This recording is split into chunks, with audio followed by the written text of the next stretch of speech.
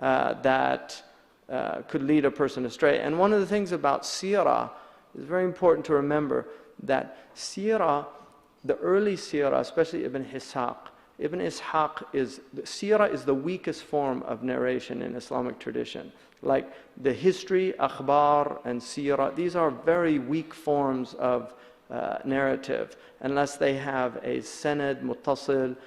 And the early ulama collected everything, because they're called Asr al-Tadween. They were the period where they were just gathering everything. And this is why the hadith, they gathered all the hadith. They put them in these collections. And then they left it for the next generation to begin to sort them out.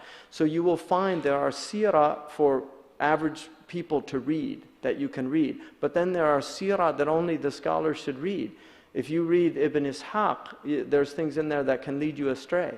And one of the things that people that are against Islam do is they take these old seerah books and they put stories and they say, oh look, here, this is Islam. And there's Muslims getting confused by this. So this is what he's warning about, that you can't relate these stories unless you're a scholar or a student of a scholar and you understand that not all of these things are accurate. And the early ulama were very honest in their collection of all these things. But this is not normative Islam. Normative Islam comes later, where everything is sorted out. And this happens in fiqh. So you will have fiqh positions that are completely insane in some of the early period. You'll find these in the books because they just collected them and they put them in the books. But they're not the positions that the schools take. So if I take a position out of context and say, oh, here, this is what the Maliki say. No, that's what one Maliki said, and they call it hafwa or zalla. It's a mistake.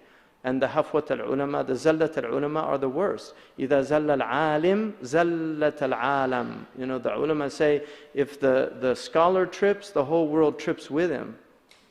You know, that his trip is very dangerous because other people are looking at it. So he's warning about that it's very important.